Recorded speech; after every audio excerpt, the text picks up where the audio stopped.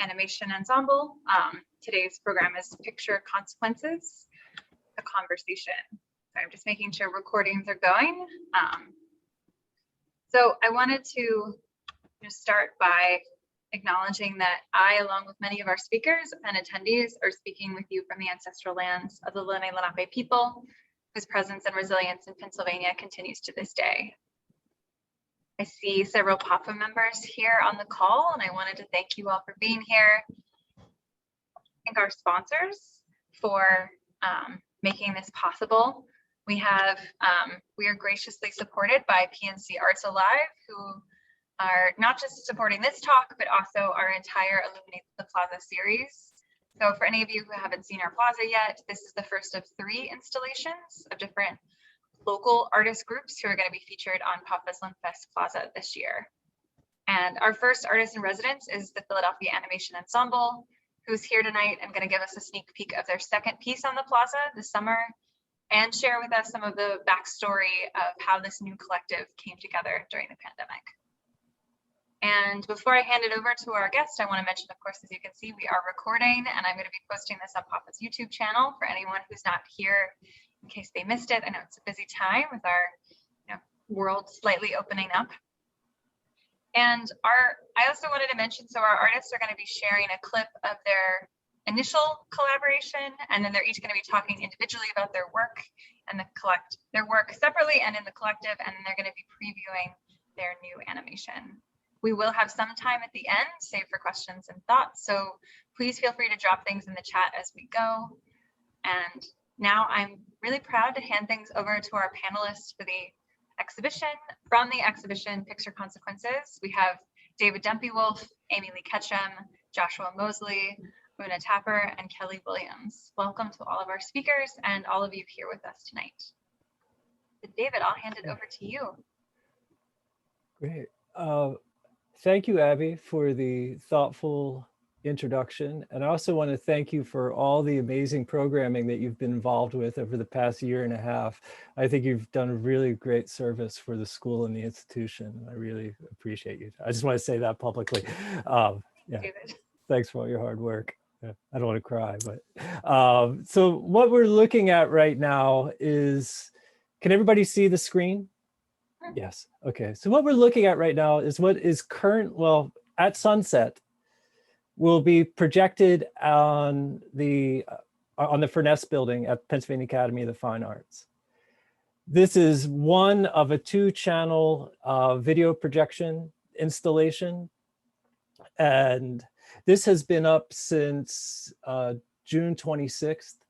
And tonight will be the last time that you can see this in person. So if anybody wants to catch it, tonight's the night. So the Philadelphia Animation Ensemble is a new collective. We started in the past year. We actually came up with our name less than a month ago. We finally agreed upon a name, and it's been something that started very casually that has turned into something that has a bit more momentum, and it's been really exciting to work with all of you. So the collective was initiated, our activities were initiated by Lee Ketchum, who sent out emails to animators throughout the area, asking them if they would like to be part of some kind of animation project. And we met in December and decided to work on a collaborative project together. And Amy gave us the first prompt and kind of organized the first round of projects. So Amy, if you could sort of talk about that prompt and what it was. Sure. So I was really excited to, start developing and creating community around the practice of animation and thinking about it in more of a artistic and experimental context, instead of just strictly like the way people normally think about animation as being mainly commercial. And so I thought a really exciting way to get to know each other's work and to do something collaboratively in our own practice and kind of share with each other the type of work that we do was to do an exquisite corpse. So typically we think of an exquisite corpse with the surrealists, and it's this activity where one person draws, then they fold it over, and then the second person draws based on like, you know, where they see the other one's ending, and then so forth until everyone has drawn something. Then you unfold it and it's kind of surprise like what you get. So an animated exquisite corpse is essentially where everyone makes their own drawing. So we started with everyone creating whatever image they wanted for their first drawing. And we drew up a list of, I think there was maybe 10 of us. So there was an order, and then you gave your first image to the person preceding you in the order. And so your job was then to take the new frame that you got and to start with your image and then end on the card that you were given. And so when we string them together, we have this loop that has all of these surprising things that are happening in all sorts of different media. So that was our process for that. And then we made a second one. And then that kind of intersected with hearing about this opportunity to be able to create a new project with PAFA. Thank you, Amy. Yeah, so Abby King reached out to Amy and I in early May to see if our yet to be named collective would be interested in doing something with this projection. And I've looked at these projections on Furness building, on the Furness building before, and I always thought this would be a really fun video installation situation to work with. And so we said yes, and we launched what you're looking at here on June 26th, and it's been up since then. And we're moving on to, well, since then, 5 of us from the collective have worked on a third project. But this one is different than the exquisite corpse model that we used in the past. And this is something that we kind of developed together collaboratively. And we're going to sort of talk about our sort of different approaches towards this shared sort of problem together. And yeah, this is just what the footage looks like if, you know, just not being projected onto a building. This video is on the PAFA website. So if you want to watch it in its entirety, it's available. And okay, to start talking about the individual works, Joshua Mosley is going to discuss his practice with us. So I really wanted to focus on what brought me to the ensemble. I was involved in the second Exquisite Corpse. Prior to that, I've been working in animation since about 1998 and working on these 2 to 3 year projects that are kind of maybe philosophical character animations that focus on history and usually take me at least a year and a half to start to develop the concept or do research. And I've been working on one now since 2014. So I'm about 7 years into a project where I've been fabricating. So I was really excited about the possibility of working with a group to develop work faster and in you know, as I'm going, and start to explore some of the ideas that have emerged in the last 6 years that I haven't been able to work into the piece that I'm working on, even though it's ongoing. So one of the things that I was working on last summer was developing an approach to teach a class at University of Pennsylvania on data-driven animation. And it's something that I had always been interested in visualization. I've worked in museums on visualization projects. And I've also shown a lot of work in my class. This is a 1939 Disney film of The Ugly Duckling. And what I was looking at here is I was tracing some of the motions to see if there was a sort of a 1939 idea of love or affection or anger in some of the motions that were embedded in the animation. So not a contemporary one, but something that might be out of a performance or dance from 1939.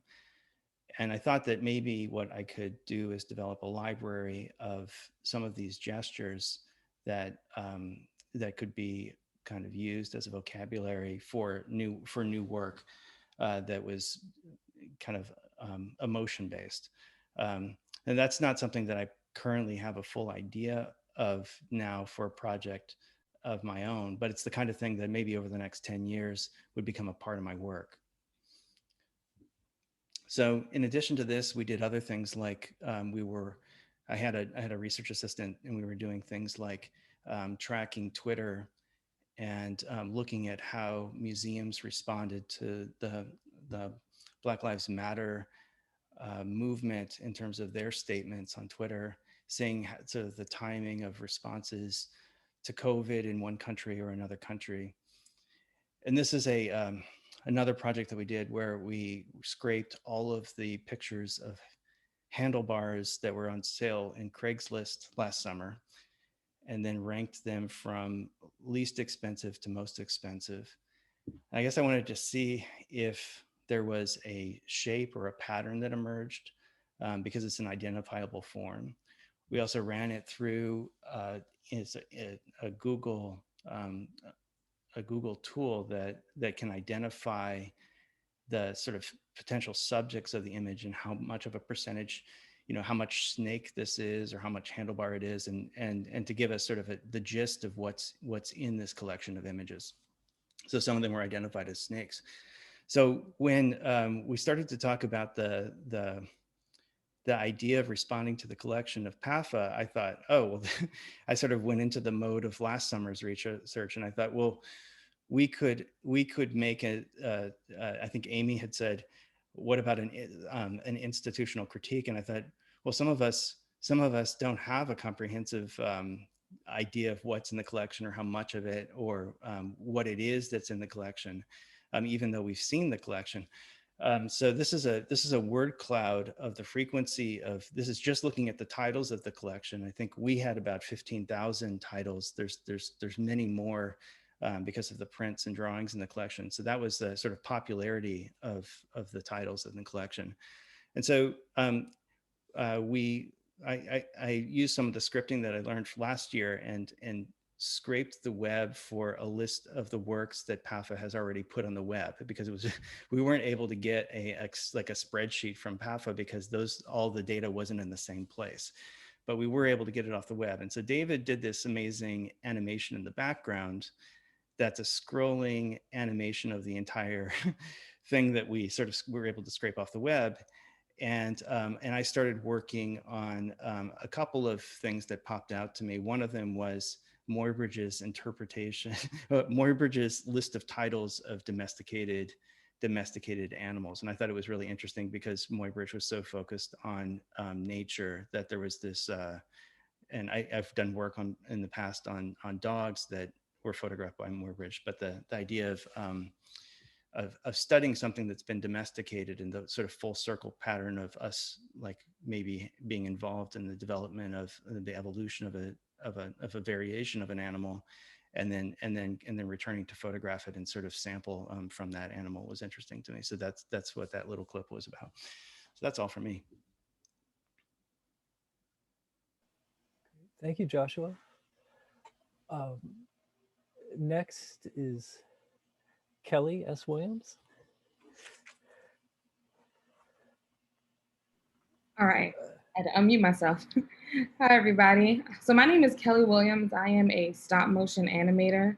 I'm a director and I'm also an artist. So I'm just going to start off by showing some of my work, my demo reel. I work primarily with puppets. I do like the 3D stop motion animation. A lot of my work revolves around the ideas around social media, but I also do commission work. And I also do a lot with humor. A lot of my work takes form of like kind of sketch comedy, but with, meaning. And a lot of my work also is just really, I always wanted to see myself in animation, like people of color, people look like me. So that's also a big influence to the type of work that I do. And this is just a breadth of like the kind of commission work and fine art work and short film work, narrative work that I do. Then this next slide, I actually have been also experimenting with some interactive storytelling. I do a little work with AR and VR work, with augmented reality and virtual reality work. And this is a series called Onlooker that I completed like 2 summers ago. It's a solo show in Ohio. And I was really thinking about like the actual cell phone and the idea of social media and like agency and how we present ourselves. And I created these animated portraits where once you put the phone up, they come to life and they kind of perform for you via the device. And one thing that was really interesting to me about working in this collective is that I'm able to actually work in the medium that's still stop motion, but I also am able to experiment a lot. And that's what's really appealing about working with this collective. So one thing that my contributions to this, can you go back to the first one? Sorry. This 2 pieces are my contributions to this particular piece that will be projected tomorrow. And these 2 pieces are called, I was really interested in the word Black in the collection. So I kind of scanned the collection for the title Black.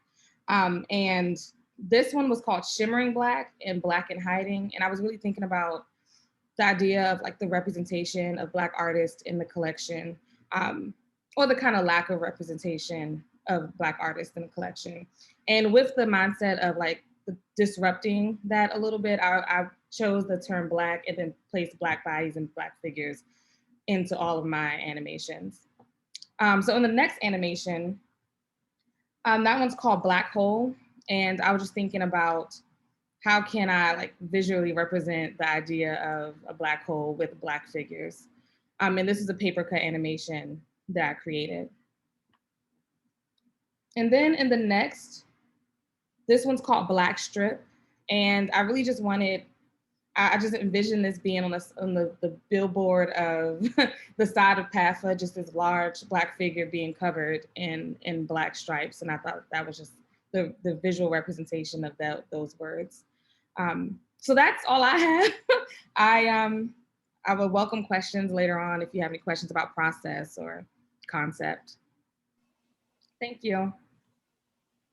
Great. Thanks, Kelly. Yeah, no problem. Next is Oona Taper. Hi, I'm Oona. First, I'm going to show and talk about the pieces I made for the collaboration and then talk about how it relates to some of my previous work. So I was really inspired when we had this list that we could search through for finding words that were repeated throughout it. I searched for dead and found a lot, almost made like a poem out of all the titles that had the word dead in them. But then also looking at just what words came up a lot and the ways they suggested at morality. So I decided to highlight devil and angel as well, just similar animations every time they came up to show you like how prevalent Christianity and just the concept of good and evil often is in art. And then the techniques I'm using, these textures are coming from direct on film, that's bleach on film, and the scratchy one for the devil is scratching film. And then the one with the flowers is flowers just on a Xerox bed. So you can see the next slide. This is an example of, I really like using textures and I tried to bring that into this piece. The other thing I enjoyed about this collaboration is that I don't usually think about animation in terms of short films. I really like things that loop. And I like the idea that people walking through the plaza every day might see a different angel or devil animation each day they walk through it. And eventually they might see the whole piece. You can move on to the next slide. So this is the previous piece installed. So this is often more of how I think about animation, is like pieces that you can stay and look at for a long time, showing the whole loop in one format at once. So yeah, this is an installation where every single frame is on those prints that are above the video. Can we play the next one? And maybe start with sound on for a minute, if possible. Okay. So something I like to think about, the reason I like to use animation is how you can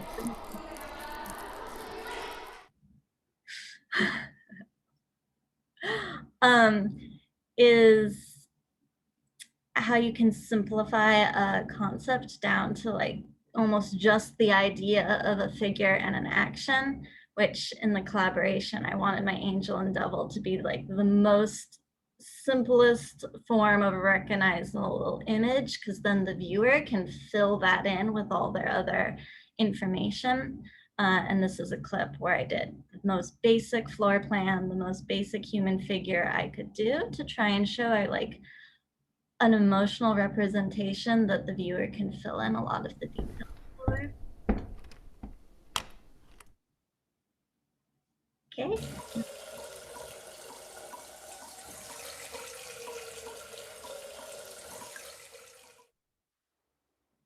Another example where it's more like a moving painting, and the texture and the medium to be forefront. This is using screen prints to create a loop. Yeah.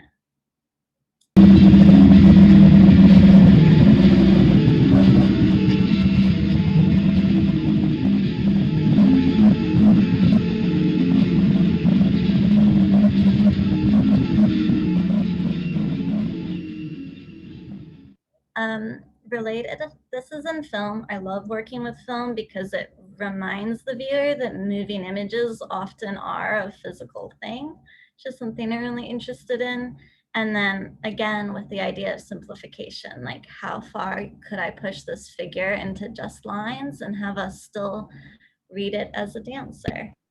And then my last clip is, this is how I really wanted that previous one to look. I'm still developing techniques on 16 millimeter.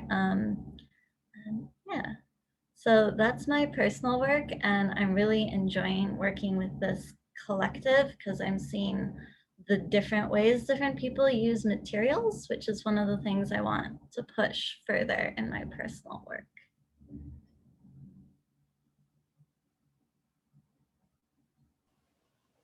Thank you, Oona. That was great. Okay, so the next up is me. I am David. I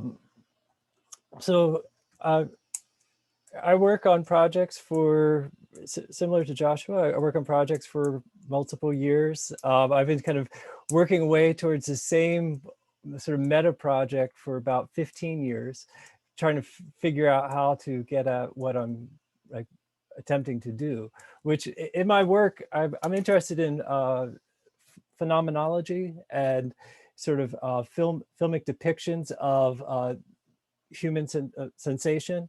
Let's say a filmmaker like Stan Brakhage is very interesting to me. That Brakhage tried to sort of simulate vision and the interfacing of mental images, right?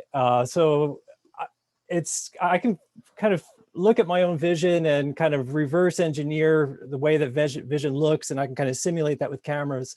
But let's say I've been also trying to simulate, let's say, retinal after images and daydreams.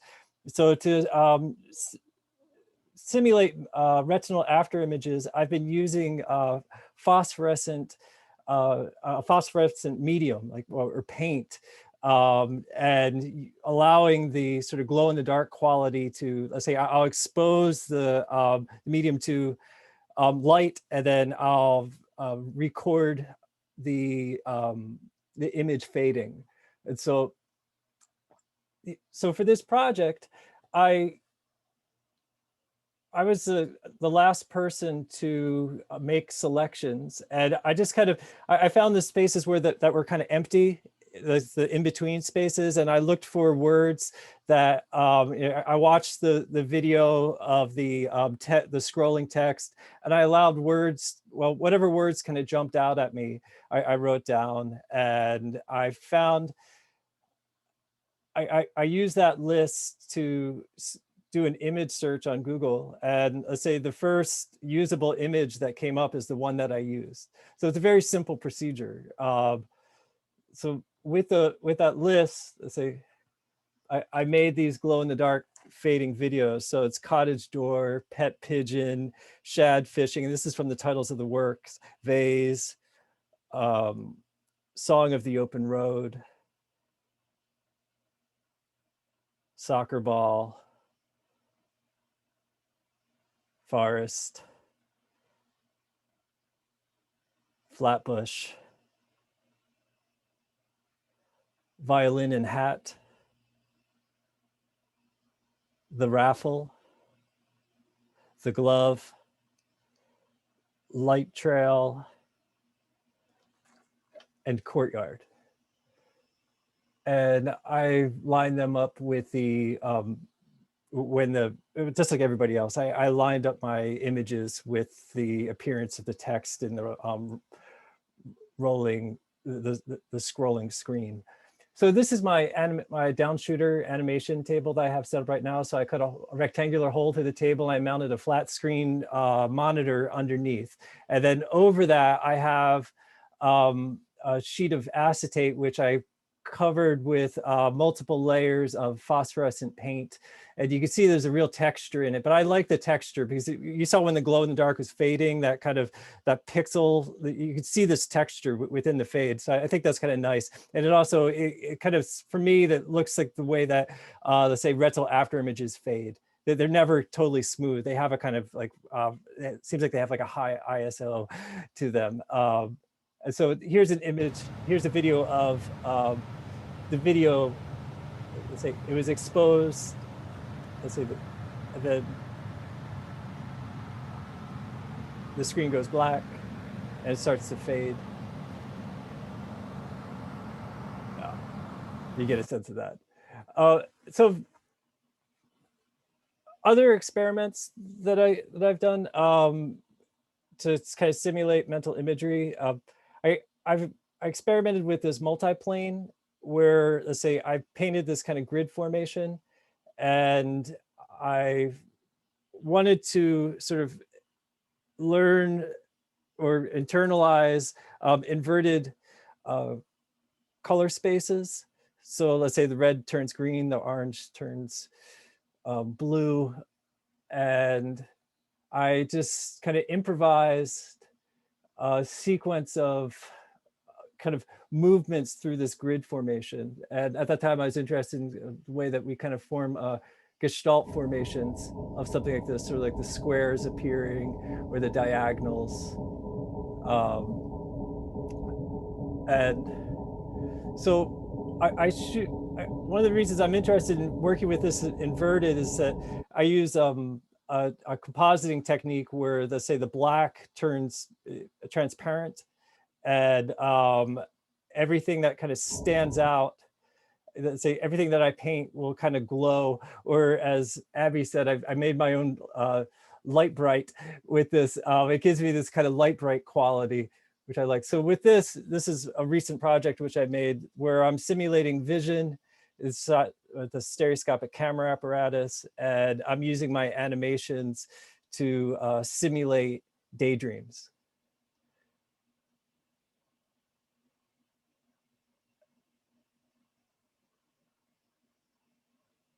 Yeah, and that's it. Hi, everybody. This is Lee Ketchum. And I really see this collective as an opportunity to play and connect with other artists and to work outside of the way I normally work. And so it was exciting to have this group with like a diverse way of approaching things. And I usually work in terms of narrative and like kind of more sensory processes. So this idea of working from this scrolling text was like, what am I going to do? And so I was looking through the scrolling text and I found a title called 10 Favorite Artists by an artist named Leonard Baskin. And I thought, okay, well, what are PAFA's 10 favorite artists? So I went to their search website, and on the top blurb, it highlighted 10 of their like big highlight artists. And so I picked 3 of those and made an animation based on them. So this one is Warhol. And I kind of wanted to respond to the way it was being projected to the building. So these 3 images on top correspond to these panels that are on the facade. And I also was curious, like, what does the 10 favorite artists reveal about the values of PAFA and what they believe their audience values? So that was how I sort of approached it. And then the next one, this is an animation based on the motion studies of Thomas Eakins, which if you don't know, was one of the directors of the school and was, you know, one of Philly's famed artists, but he was also a pioneer of motion studies, but also kind of a problematic individual, which is revealed by the way he's photographed these studies. For example, the male nude walking is just a male nude walking, but the female nude walking is bizarrely blindfolded. So, and then if you read about his biography, you sort of start to wonder what's going on there. But anyway, so moving on to the next one. This is based on watercolors of Charles Demuth, whose paintings I love and was introduced to when I came to Philly. And his paintings have a natural sense of movement to them. And so that's what I decided to animate. Yeah, and so that's my contribution for this round 2 of Picture Consequences. Next. So I just wanted to show that this was my first contribution to the first Exquisite Corpse from when the group first got together. And I see these little projects as a way of experimenting with my own practice. And this was part of going back to the handmade, because I had been working digitally for a long time, or I hadn't drawn for so long. And so this was an opportunity for me to play with that. Next. Thank you. So this is my contribution to the second Exquisite Corpse. And it's also related to another project that I'm doing that's a picture book. And my collaborator like really wants to move into an abstract realm. And so this is an experiment for me to see how far I can push a representational object and then see it in a continuum using animation. So these collaborative projects are a way for me to do research into my own practice. Next. So prior to, I'll let this play for a few seconds.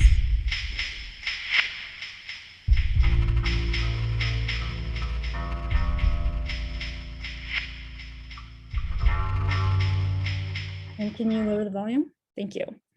So this is work that I was doing starting when I moved to Philly around 2015, and animations that I've done in the past, like from 2015 to say 2018. And these relate to my practice of stop motion. So I love stop motion because my background is in handmade making, painting, drawing, and sculpture. And so this project was a way for me to experiment with sculpture and then putting it into movements. Next. This is sorry, let that play for a second.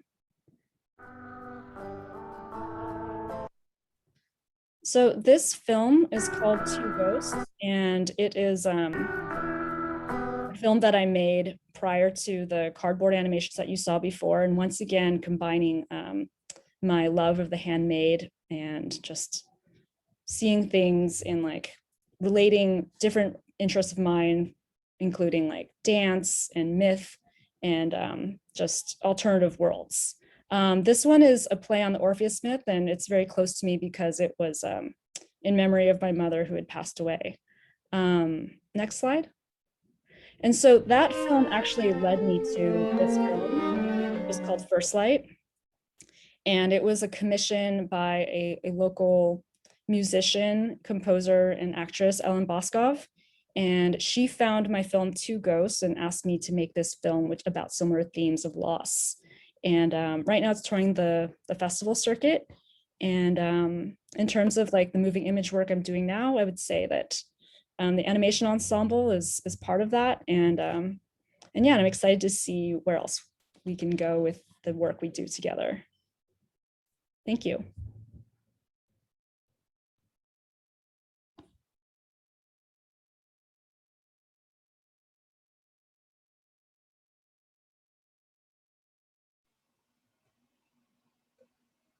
And so we'll show an excerpt from Picture Consequences too, that will be screened. Well, we'll start projecting onto the Furness building tomorrow night.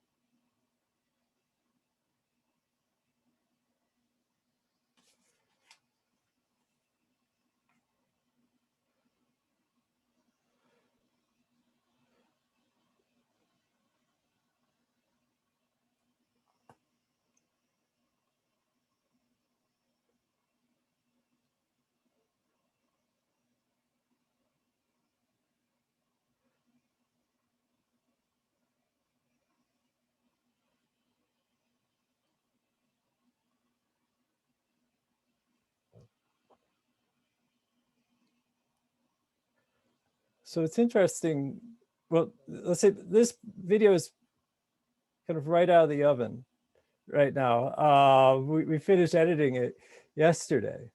And so I'm wondering, let's say from the point of view of the other participants in the ensemble, well, what are your thoughts about how it came together? Because in some ways, this is the first time that we're really looking at this together.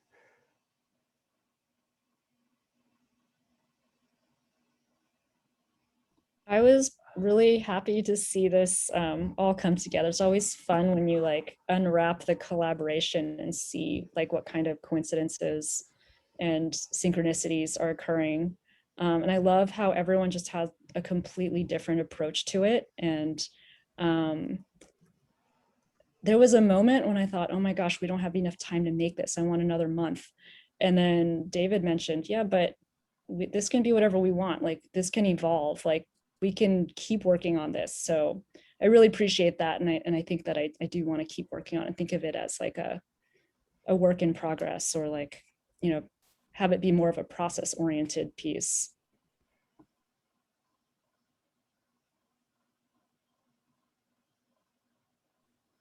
Yeah, I think it looks good. I think the parts that I like the most is when there's moments with multiple animations that kind of play off each other. Because it's just they're so different that it just had some interesting things happen when they're all together. And it was, as I was working, I would go to the folders and try to see if anybody else posted anything, because I was trying to see what people did. I think Josh was the only person I was able to kind of get some sneak peeks in, and I was like, whoa, this is completely different than, you know, like my approach. So it was very interesting to just see the difference in how it came together. Yeah.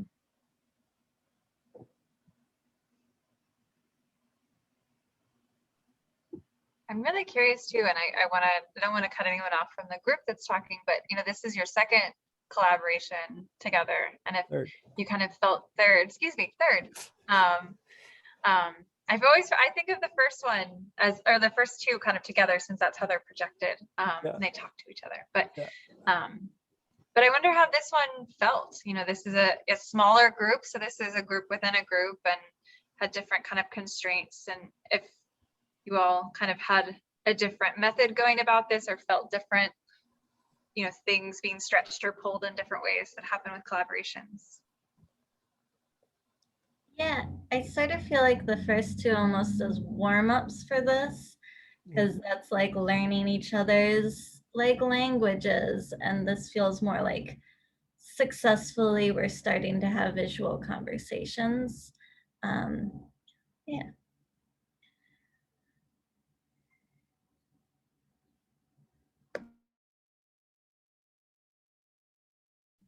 There was a moment of, I think what was the most fun for me was really the early conversations and the kind of all the possibilities of what the outcome could be, or what the risks would be. And when David made this 22-minute film that we were going to respond to with animation in 1 week, I thought, well, there's a big risk that we'll have a lot of openings, but at the same time, the scrolling text was almost interesting enough, and I could imagine it on the building. Just the gesture alone of the list of works projecting on the building was enough. So the worst that could happen would be that we would have a very sparse animation, and that would be something to look at that had a lot of content in it already. So I liked this all of the moments of kind of risk of not knowing exactly where the project was going to go, or not seeing 80% of it and then seeing it all of a sudden and being surprised by how it came together. Yeah, this one is also the first time that we came up with a codified concept. I mean, before we didn't even have themes. We just drew whatever we were thinking about drawing, and it kind of like in a vacuum, not knowing what anyone else was doing. And so for this, I was curious how it was going to evolve, because I really didn't know what we were going to come up with. And I think what we came up with really fit within a structure where we were able to have like a very strong core of the scrolling list, but then branch out into all of our separate practices. And I actually started to get like really excited that everyone, basically what they did was make their own artwork based on a piece in the collection. And I thought, wow, I kind of want to do that too. I'm going to break from this idea of like sticking to the imagery of the collection and, you know, make my own version of that.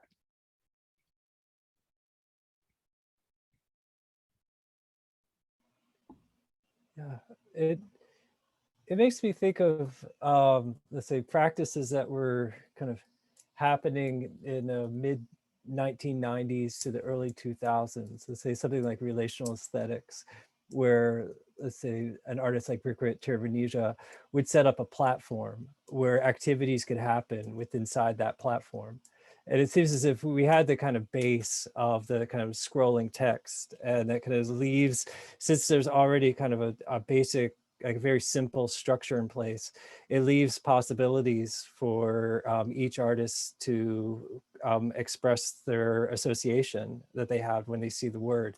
And that was really interesting.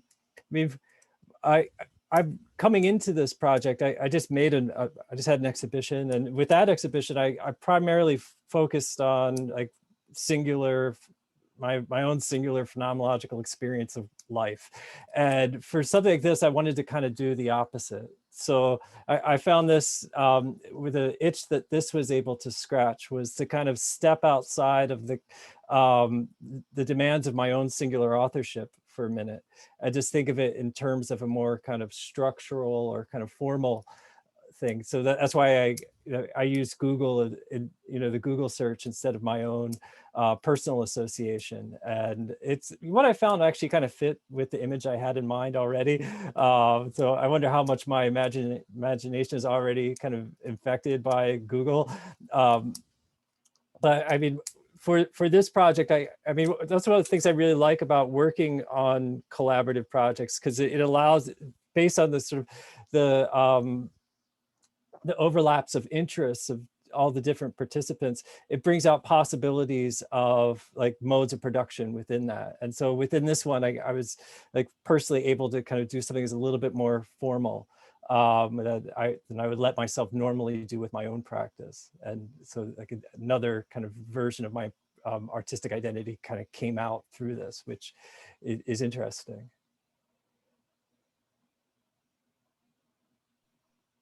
Thank you all so much for those responses. There's so many great things that you all said about, visual conversations, Oona, and, the idea of limitations and structure and these kind of things being helpful in different modes of production that I think everyone here can kind of take something from. And I wanted to make sure to mention too to folks that, we're a small group tonight. So if anyone has questions that they want to ask, feel free to unmute yourself or put it in the chat and I'll read them.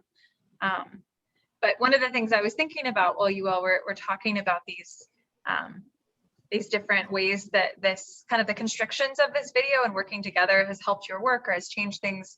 It reminds me of lessons that I feel like I learned in studio and from classes. And I don't think it's a coincidence that there's a lot of educators in Philadelphia Animation Ensemble. And I wanted to ask you how that has impacted your collaboration, or, you know, how those kind of different modes of working might influence how you're thinking about this, or what you're telling your students about this, because I think it's a great lesson to impart too.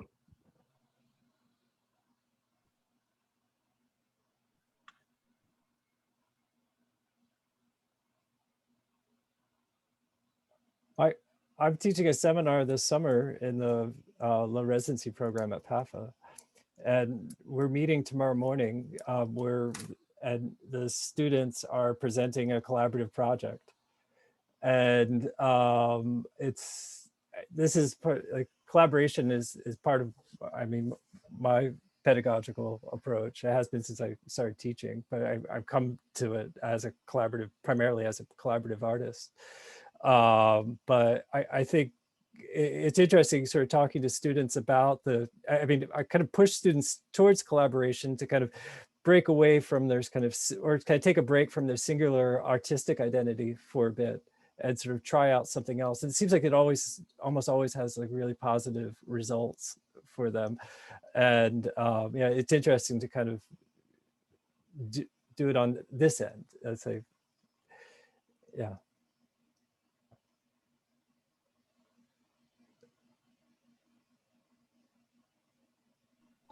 I think it was, Amy. No, Kelly, go ahead. It's interesting because I felt like I was in like a group project, like the projects I give my students. And it was kind of fun because I felt like I had an assignment, like I had a deadline. I'm like, Kelly, it's only a week. I felt like I stepped into my students' shoes for a little bit, which was kind of fun. But it's also interesting because the type of collaboration is very different than like the animation pipeline that I don't teach in a experimental animation program. It is very much, you know, the pipeline. So you know, this is your role. And so it's interesting to just think about different modes of how to collaborate as a group and produce a film. And everybody's so different. So just even seeing what everybody brought to our little sketch section was so interesting. And it was just cool to work with people who think so differently than I do. It was fun. I was just going to add that I'm excited to share this with my students. Well, just one, because of the different ways of working and being able to overlay, but also because, like Kelly said, a lot of students and young, like, you know, when I was in high school, when I thought of animation, I thought of Yellow Submarine and Disney and Miyazaki. And it's because we haven't been introduced to this idea that animation is a moving art form and that it can be more than just a story.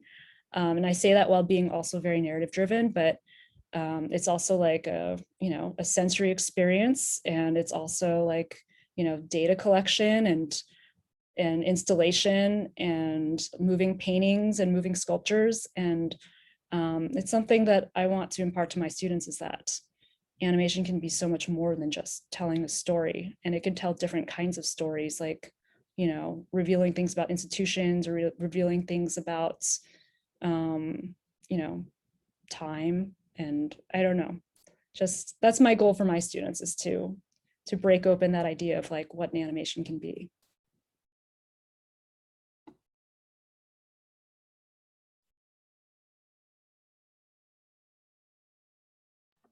Thank you all.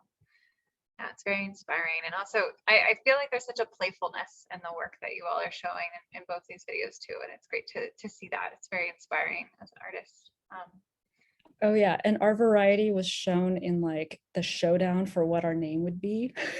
It was like the craziest names were coming up. And I don't know, I have to admit there was a little bit of anxiety on my part, like, oh no, what if we get called Eternal Sparkle?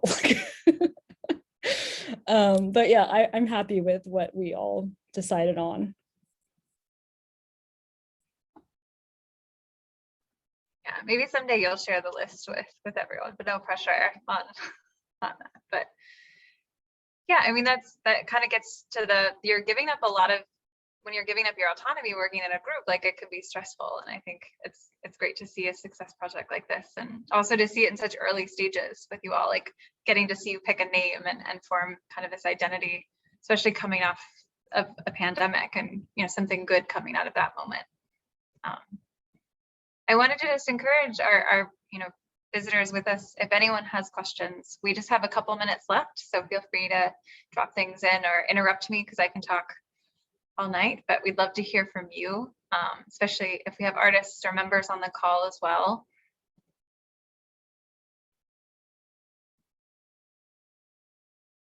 And I guess while we wait, I want to make sure to give the platform over to our members, our speakers tonight. If you all have anything maybe that you want to share about this experience, or, you know, things that surprised you, things you're looking forward to for Philadelphia Animation Ensemble.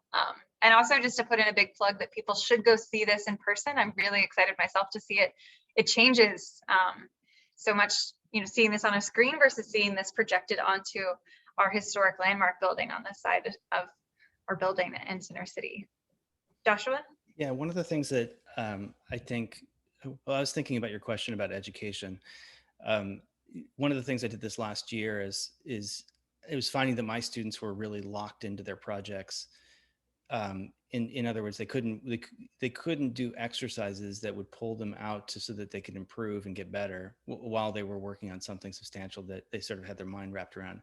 So we started to do these 30-minute prompts that were nominated. The ideas were nominated by them.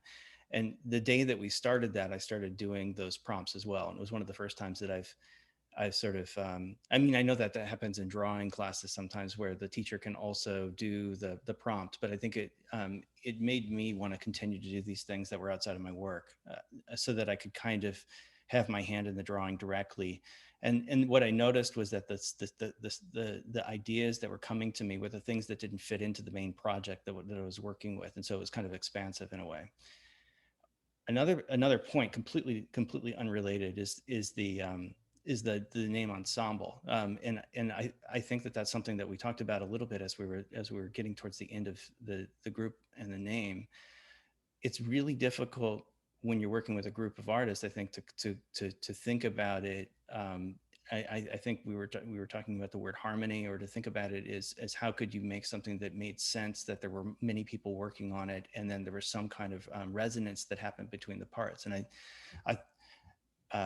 I thought, well, that's that's sort of an impossible task, because animators usually work alone, and the first instinct would be that we would develop a format that would let us go off and work alone, and then bring the parts back together again, and then we would see the sort of intersections and the edges where the pieces came together, and they would still have their separate identity, but it would make one whole thing.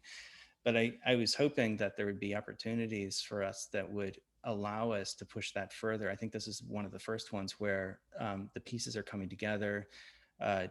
The way that sort of our accidental overlaps of time gave us sort of bits of two works at once.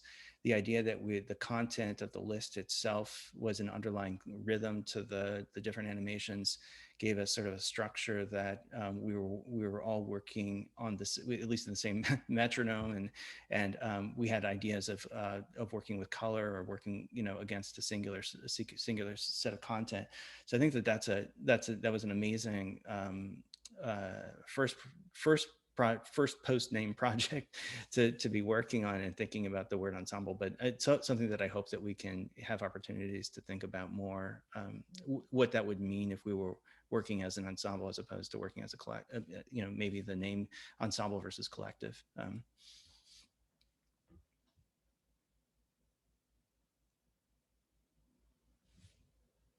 I also wanted to add that I'm really grateful to PAFA for this opportunity, because we were like a group of ragtag artists from different parts of the city, different institutions, and we didn't really know what this was going to become. And so this was really an opportunity to challenge us to codify and, you know, do something together that was substantial and public. So thank you so much.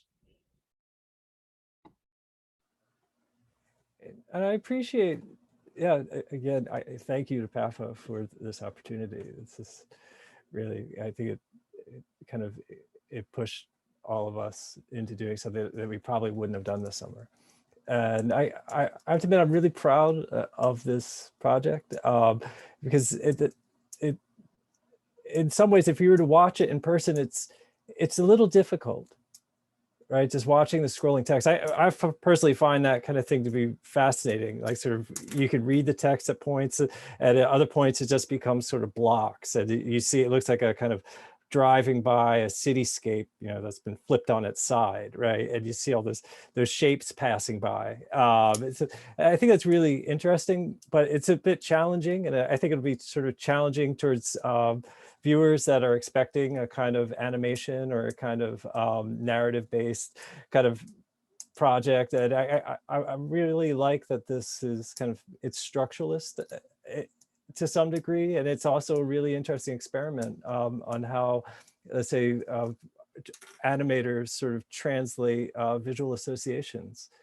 And I'm following what Amy was saying before, like it'd be great to kind of fill this in more, because I think, as Joshua was pointing out, when they overlap, that's when the real sort of chance combinations happen, and it might communicate more than you want, and it will, and it will lead to yeah, I think the element of chance in this is super exciting. I don't know if people have more time to put into it, but it would be nice to kind of populate this a bit more, to have, let's say, chances or the possibility of these chance encounters.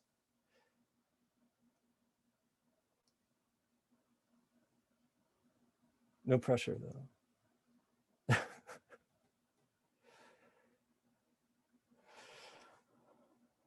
Yeah, I mean, let's talk. I'm excited. I mean, a huge thank you to all of you for, you know, being willing to try things out. And, you know, for the record, we didn't come in asking you to make necessarily site-specific work or kind of mine PAFA's collection. And I was really pleased to see that that's the direction you were going with, and kind of how to, just the idea of like scraping that data from the internet, and then also, you know, and responding to it in all of your individual voices, and then putting it right back on the building where we can see it. Because I think that's, you know, dealing with collecting and identities, and that, you know, that's all a part of being an institution, and especially the oldest American art museum in the country. And kind of, I love that visitors can walk by and sort of see, maybe without context, that conversation happening internally and externally on our building. So, you know, thank you all for, you know, the caliber of your work, and also for sharing your story tonight with our audience. It's been really wonderful having you here.